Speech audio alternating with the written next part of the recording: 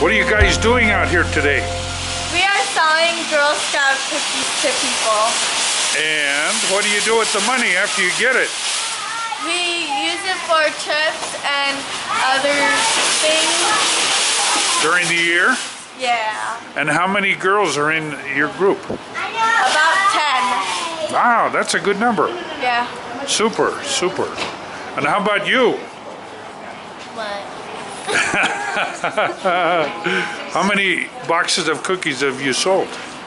We already have sold like around 300. Oh, that's marvelous. Are they all the same price, $4? Yes. Aha. Gee, that's really good.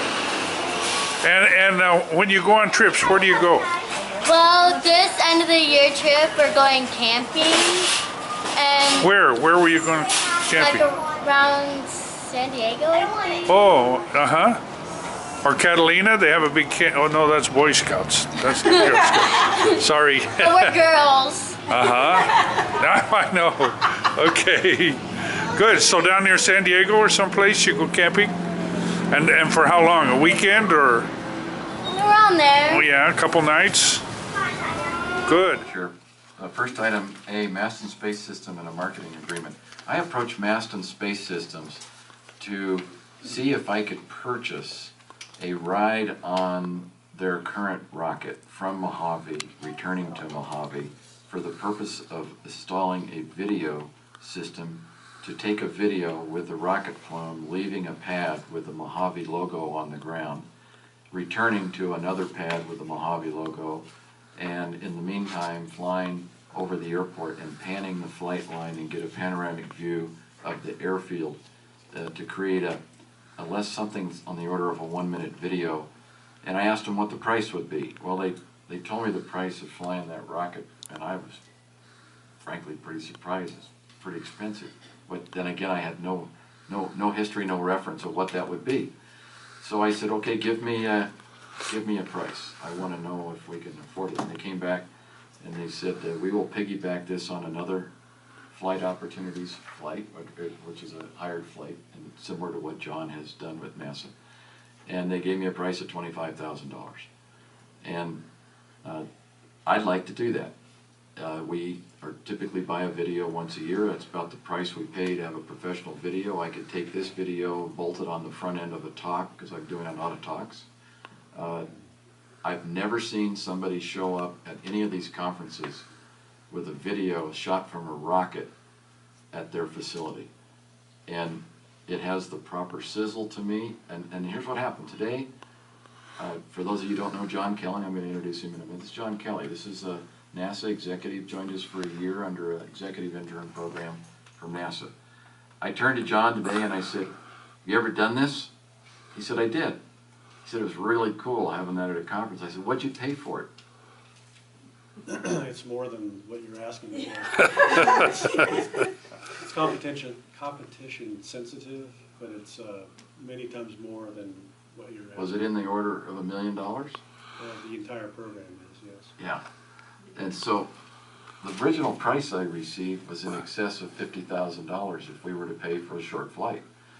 And if they piggyback on one, I can get my video for less than half price. And I thought, I give talks all over the world now on this. I've never seen anybody give a video from a rocket of their site. And so I just thought it's not only novel, it supports one of our tenants. They're selling rides for various projects. And it's something I'd like to do. And I ask your approval. And I welcome any discussion.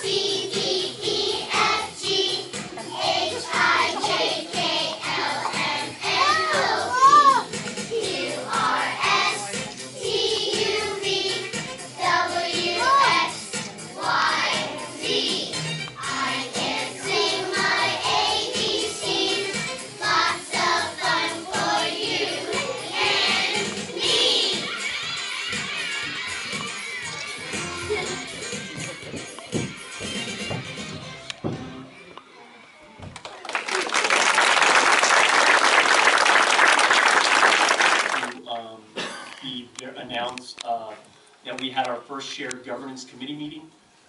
If you haven't heard me talk about it before, shared governance committee is where the administrators meet with teachers from all of the sites as to get their input into the daily operations of the district, as well as any new projects that we're taking on, any new types of vendors, and district problems that we're trying to work through.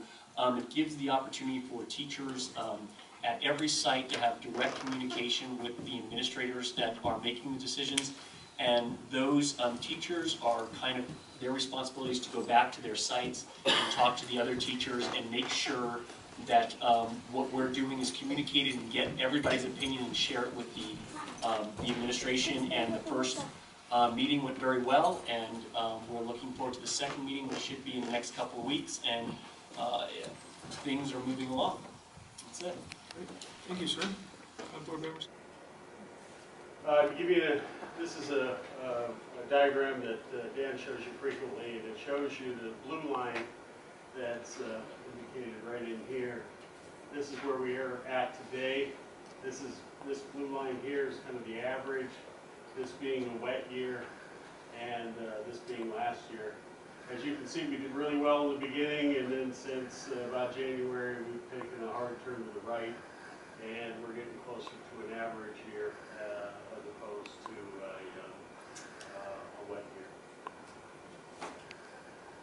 year. This diagram here shows the relative reservoir conditions. As you can see, these two reservoirs here in particular are of particular interest to AVEK. This is the Orville Reservoir, and you can see that it's 113% of average and above the red line here. So is Shasta Reservoir. And as I'll point out in just a second, the San Luis Reservoir is below the average line at 73%. Part of that is due to the pumping restrictions that are associated with the Delta.